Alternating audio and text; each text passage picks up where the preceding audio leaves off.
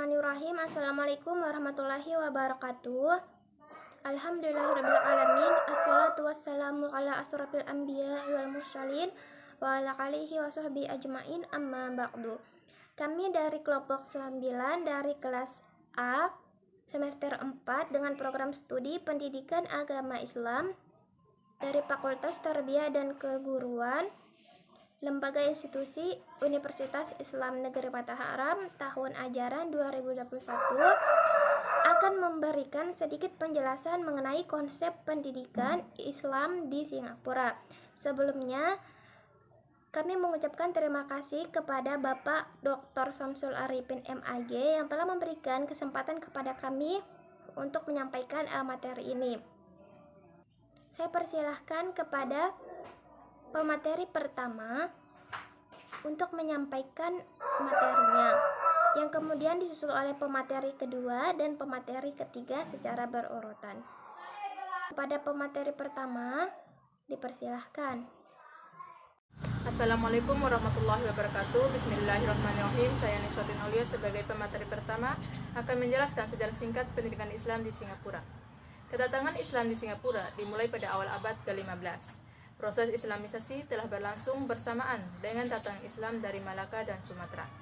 Pada waktu itu, kerajaan Islam Aceh sudah lebih dahulu menjadi pusat perkembangan dan pendidikan Islam yang berpengaruh di negeri-negeri Melayu termasuk Singapura. Sejarah tidak melupakan orang-orang Arab dalam menyiarkan Islam melalui pengembangan pendidikan Islam di Singapura. Salah seorang di antaranya adalah ulama asal Yaman atau Hadramaut yang bernama Said Abu Bakar Taha Al-Sogaf bin Al-Junaid. Beliau adalah seorang da'i dan penyebar Islam pertama di negeri itu. Dan lembaga-lembaga pendidikan Islam pada masa awal, sebagaimana di negeri-negeri muslim lainnya, adalah pendidikan agama Islam yang didirikan masjid dan sejumlah lembaga-lembaga pendidikan madrasah pada tahun 1800-an. Masjid-masjid di Singapura lebih banyak terdapat di kawasan Bunda.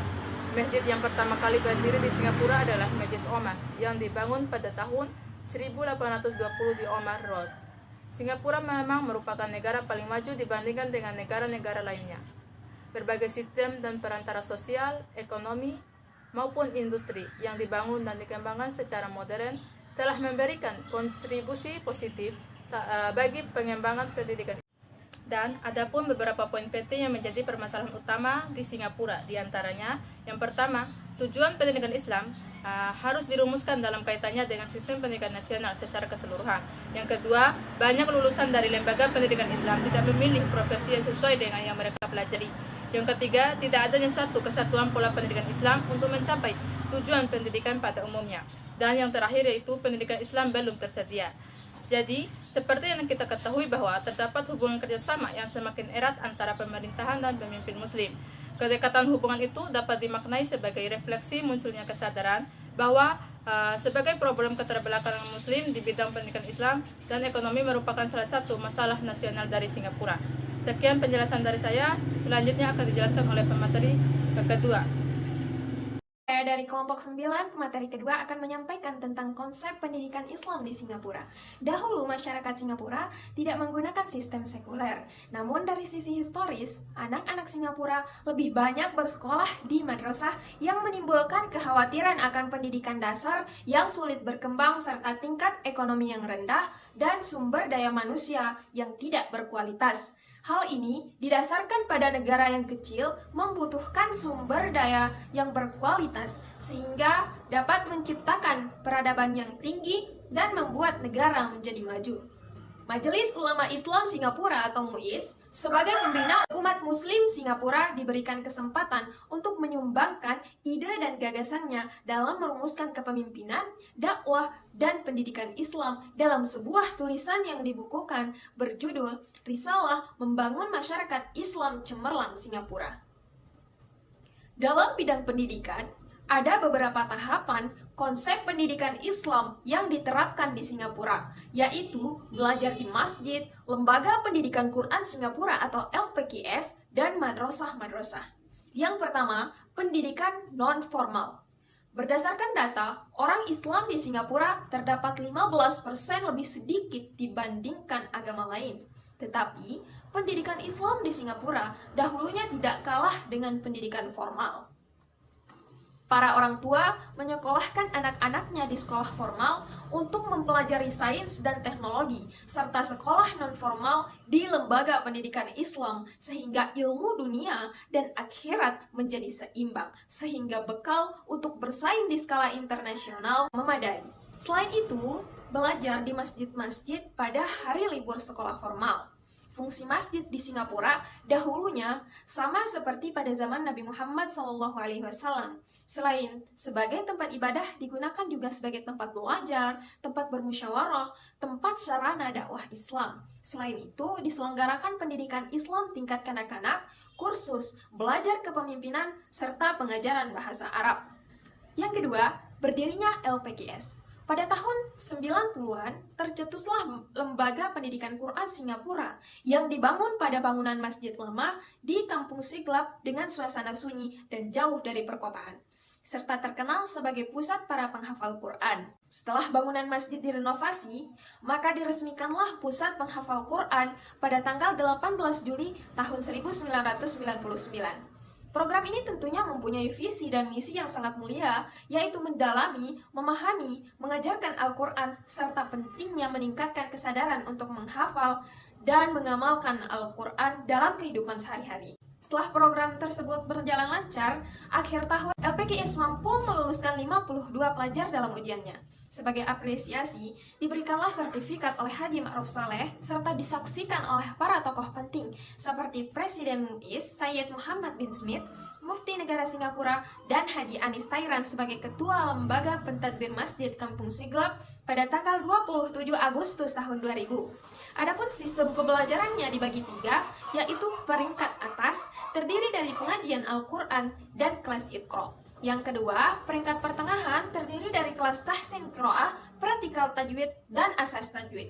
Peringkat lanjutan terdiri dari kelas khotam Quran, pengajian tahfiz Quran, sijil tajwid, kelas talaqi bersanad, kelas tarannum Al-Quran, kursus seni azan, dan terjemah harfiah Al-Quran. Yang ketiga, ada madrasah. Sistem pendidikan Islam di Singapura sangat teratur dengan adanya Majelis Ulama Islam Singapura yang mengatur segala aspek kehidupan, baik dari segi pengelolaan zakat, infak, sertifikat halal, wakaf, haji, masjid-masjid, dan madrasah.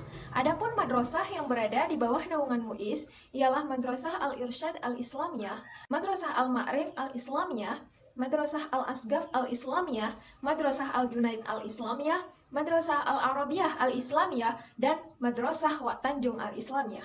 Konsep pendidikan Islam di Singapura mulai mengikuti perkembangan zaman sesuai dengan perkembangan sains dan teknologi. Waktu belajar di madrasah mulai dari pukul 8.00 sampai jam 14.00. Madrasah modern dilengkapi dengan laboratorium komputer dan internet serta audio conference. Seluruh lembaga Islam yang dibangun di Singapura menjadikan citra Islam semakin bersinar dan mampu bersaing dengan keadaan dunia globalisasi saat ini. Dengan kata lain, sistem pendidikan di Singapura menganut konsep dikotomi dengan membagi pendidikan untuk kaum muslimnya dengan dua istilah, yaitu pendidikan Islam dan pendidikan sekuler. Di Singapura, pendidikan utama dilaksanakan oleh pemerintah Singapura melalui Kementerian Pendidikan.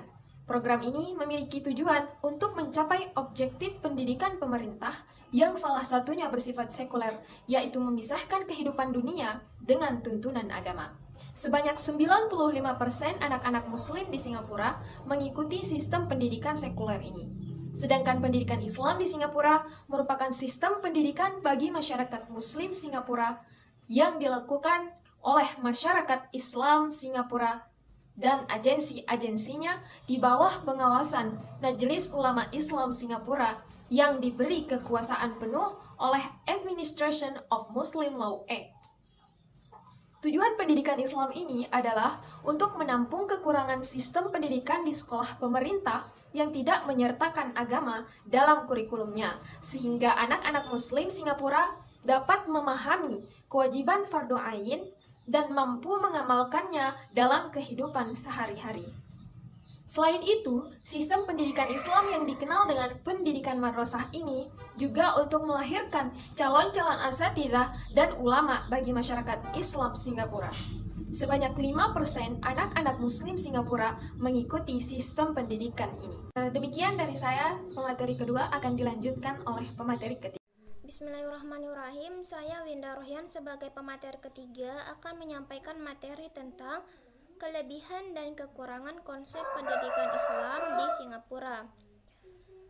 Kelebihannya yang pertama adalah sistem pendidikan Islam di Singapura sangat teratur dengan adanya Majelis Ulama Islam Singapura atau yang disingkat dengan MUIS yang mengatur segala aspek kehidupan baik dari segi pengelolaan zakat, infak, sertifikasi halal, wakaf, haji, masjid-masjid ataupun madrasah. Kelebihan yang kedua adalah lembaga pendidikan Islam atau madrasah dikelola secara modern dengan kelengkapan perangkat keras dan perangkat lunak. Selain itu, sistem pendidikan diterapkan dengan memadukan ilmu-ilmu agama dan ilmu-ilmu umum. Madrasah ini yang memadukan ilmu-ilmu agama dan ilmu-ilmu umum dikenal dengan madrasah formal. Yang ketiga, meskipun terdapat pembatasan jumlah madrasah dan jumlah pendaftar calon peserta didik di Singapura terdapat madrasah yang disebut dengan madrasah part-time, di mana madrasah part-time ini adalah institusi pendidikan dengan proses pembelajaran yang tidak berlangsung setiap hari, melainkan 2-3 kali dalam seminggu yang dilaksanakan pada hari weekend, dan ada kelas pada sore hari, bahkan pada malam hari. Yang diajarkan pada madrasah part-time ini adalah sepenuhnya tentang keagamaan. Ada yang menyelenggarakannya di masjid, ada juga di gedung yang disewakan, bahkan ada yang memiliki gedung sendiri.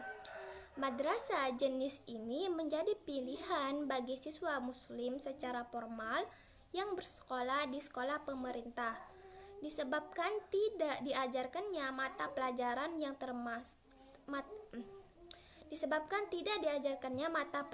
agama termasuk agama Islam.